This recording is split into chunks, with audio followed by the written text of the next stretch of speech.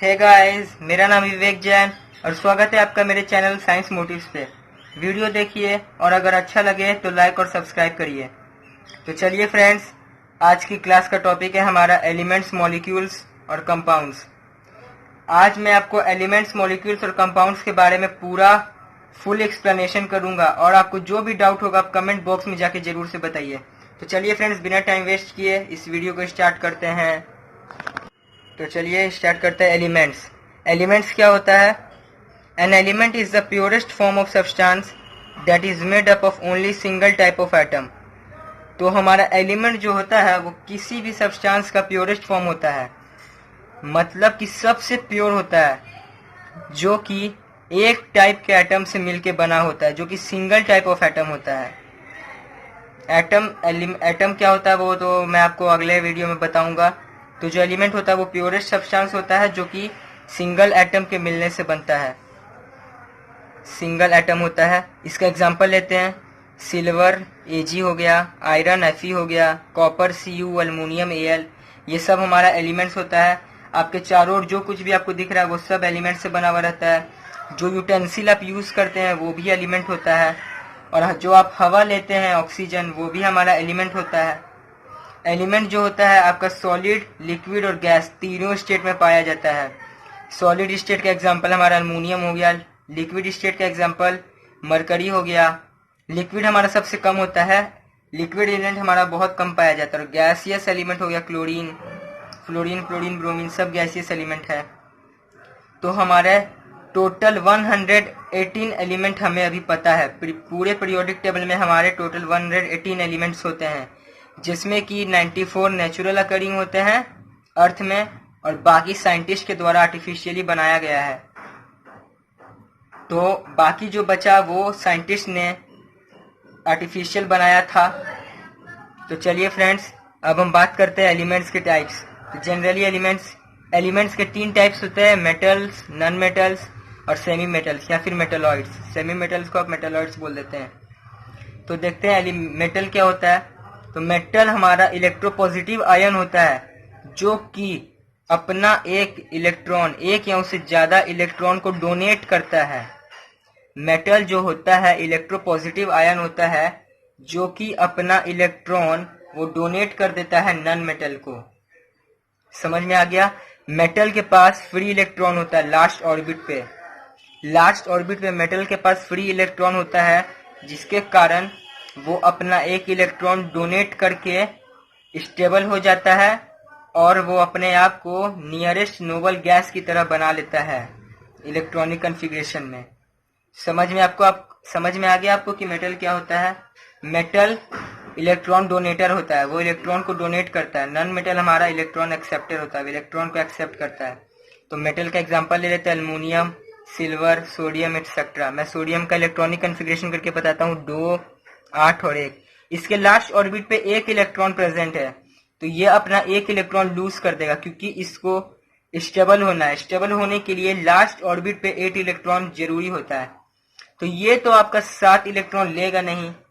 अब जैसे आप बाइक खरीदने जा रहे हैं, आपके पास 10 लाख रुपए है, या फिर आप कार खरीदने जा रहे हैं, आपके पास 10 लाख रुपए है और आपका कार 11 लाख में दे रहा है, तो आपको कोई 1 लाख दे देगा या फिर आप मांग लीजिएगा। ऐसा थोड़ी है कि आप 10 लाख किसी को दे दें, आप 1 लाख ले सकते हैं। उसमें यही होता है, ये अपना एक इलेक्ट्रॉन डोनेट कर देता है। अब ये 7 इलेक्ट्रॉन तो लेगा नहीं, इससे कोई देगा ही नहीं, इसलिए ये अपना एक इलेक्ट्रॉन डोनेट करके लास्ट ऑर्बिट पे 8 इलेक्ट्रॉन पूरा रहता है और नियरेस्ट नोबल गैस की तरह स्टेबल हो जाता है। सोडियम का नियरेस्ट नोबल गैस हो गया हमारा नियॉन, उसकी तरह वो स्टेबल हो जाता है। तो चलिए अब बात करते हैं नॉन मेटल का। नॉन मेटल जो होता है वो इलेक्ट्रॉन निगेटिव आयन होता है, जो कि इलेक्ट्रॉन को गेन करने की क्षमता रखता है। वो एक या उससे ज्यादा इलेक्ट्रॉन को गेन करने का क्षमता रखता है।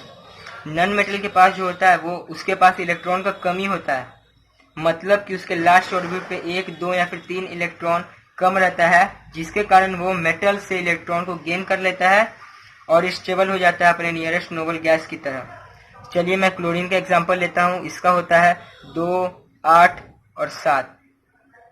तो ये 1 इलेक्ट्रॉन तो ले लेगा, इसे 1 इलेक्ट्रॉन लेना पड़ेगा। ये अपना 7 इलेक्ट्रॉन को डोनेट तो कर नहीं सकता, इसलिए ये 1 इलेक्ट्रॉन गेन करता है। अब वो गेन मेटल से करेगा, तो जब ये गेन किया तो इसके लास्ट ऑर्बिट पे 8 हो गया, तो फिर ये स्टेबल हो गया। अब ये स्टेबल हो गया तो ये आर्गन की तरह बना लिया।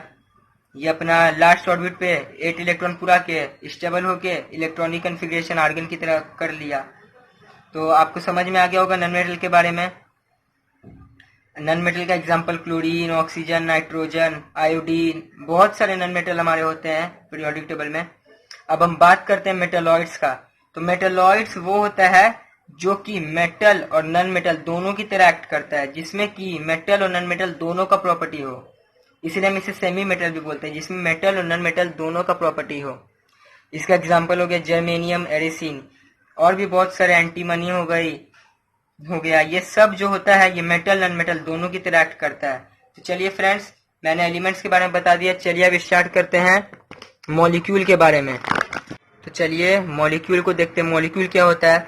तो the substance which is formed by 2 और मोर सिमिलर और डिसिमिलर एटम।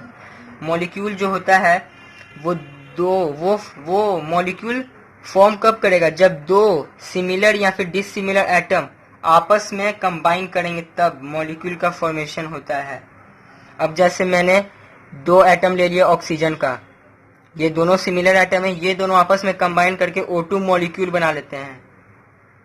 तो मॉलिक्यूल का example O2, N2, S8, water, ये सब हमारा मॉलिक्यूल है। वाटर जो होता है डिसिमिलर एटम के मिलने से बनता है, और बाकी सल्फर, नाइट्रोजन, ऑक्सीजन, ये सब सिमिलर एटम के मिलने से बनाते हैं मॉलिक्यूल। मॉलिक्यूल भी जो होता है वो स्टेबिलिटी गेन करने के लिए आपस में कंबाइन करता है, 2 एटम से कंबाइन करता है ताकि वो स्टेबल हो जाए नोबल गैस की तरह। अब बात करें तो हमारे जितने भी कंपाउंड होते हैं वो मॉलिक्यूल हो सकते हैं, क्योंकि मॉलिक्यूल होता है डिसिमिलर एटम के मिलने से, और कंपाउंड भी होता है डिसिमिलर एलिमेंट या फिर एटम के मिलने से। तो हमारे सारे कंपाउंड मॉलिक्यूल हो सकते हैं, लेकिन सारे मॉलिक्यूल कंपाउंड नहीं हो सकते। मैं कंपाउंड के बारे में बताऊंगा आपको। सारे मॉलिक्यूल कंपाउंड नहीं हो सकते, क्योंकि मॉलिक्यूल सिमिलर एटम के मिलने से बनता है, लेकिन कंपाउंड में ऐसा नहीं होता, वो सिर्फ डिसिमिलर एटम के मिलने से बनेगा। अब हम बात करते हैं कंपाउंड के बारे में। तो कंपाउंड क्या होता है? The substance which is made up of 2 और मोर एलिमेंट, मॉलिक्यूल और एटम। तो जो कंपाउंड होता है वो 2 या उससे ज्यादा एलिमेंट, मॉलिक्यूल या फिर एटम के मिलने से बनता है। अगर आप 2 एलिमेंट एक एटम भी मिला देंगे तो कंपाउंड बनेगा, 2 मॉलिक्यूल एक एटम भी मिला देंगे तो कंपाउंड बनेगा, या फिर 2 मॉलिक्यूल एक एलिमेंट भी मिला देंगे तो कंपाउंड बनेगा। मतलब कि आप कितने भी एटम या मॉलिक्यूल या फिर एलिमेंट को कंबाइन करा दे तो फिर कंपाउंड का फॉर्मेशन हो जाएगा। एग्जाम्पल ले लेते हैं water, carbon dioxide, sodium chloride, ये सब हमारा कंपाउंड है। क्योंकि देखिए ये हमारा मॉलिक्यूल, ये हमारा एटम, ये 2 मॉलिक्यूल और एक एटम के मिलने से बना। ये भी हमारा 2 मॉलिक्यूल और एक एटम के मिलने से बना। ये हमारा 2 एटम या फिर 2 एलिमेंट के मिलने से बन गया। हम total infinite number of compound बना सकते हैं एलिमेंट, एटम या फिर मॉलिक्यूल से केमिकल रिएक्शन करवाकर। हम अगर केमिकल रिएक्शन करवाए तो हम चाहे कितनी भी कंपाउंड बना सकते हैं एलिमेंट, एटम या फिर मॉलिक्यूल से। कंपाउंड भी जो फॉर्म होता है वो स्टेबिलिटी गेन करने के लिए होता है। नियरेस्ट नोबल गैस की तरह वो स्टेबल होना चाहता है, इसलिए कंपाउंड फॉर्म करता है। वो कंपाउंड फॉर्म कब करेगा? जब वो केमिकल रिएक्शन में पार्ट लेगा, तब कंपाउंड का फॉर्मेशन होता है। कंपाउंड जो हमेशा फॉर्म होगा डिसिमिलर एटम के बीच में फॉर्म होगा। कंपाउंड का फॉर्मेशन हमेशा 2 या फिर उससे ज्यादा डिसिमिलर एटम के मिलने से होगा। चलिए क्वेश्चन देखते हैं। Which of the following substance is compound? ये सब सब्सटेंस है कंपाउंड का क्या है, कौन सा है? ऑक्सीजन, नाइट्रोजन, मॉलिक्यूल है ये सब। Oxygen, nitrogen, water, sodium hydroxide. O2 तो हमारा कंपाउंड हो नहीं सकता क्योंकि ये सिमिलर एटम के मिलने से बन रहा है। ये भी हमारा कंपाउंड हो नहीं सकता क्योंकि ये भी सिमिलर एटम के मिलने से बन रहा है। 2 नाइट्रोजन, 2 N एटम के मिलने से बन रहा है। वाटर हमारा कंपाउंड हो सकता है क्योंकि ये मॉलिक्यूल और एटम के मिलने से बन रहा है। ये भी हमारा कंपाउंड हो सकता है क्योंकि ये भी हमारा एटम, ये तीनों एटम के मिलने से बन रहा है। तो इसमें हमारा ये दोनों तो कंपाउंड हो गया, लेकिन ये चारों हमारा मॉलिक्यूल होगा क्योंकि मॉलिक्यूल सिमिलर और डिसिमिलर एटम के मिलने से बनता है। तो ये चारों के चारों सिमिलर या डिसिमिलर एटम के मिलने से बन रहे हैं, तो ये चारों मॉलिक्यूल होगा, लेकिन ये 2 सिर्फ कंपाउंड होगा। तो चलिए फ्रेंड्स, मेरा वीडियो अगर अच्छा लगे तो लाइक और सब्सक्राइब कर दीजिए। आज के लिए बस इतना ही। अब मिलते हैं अगले वीडियो में।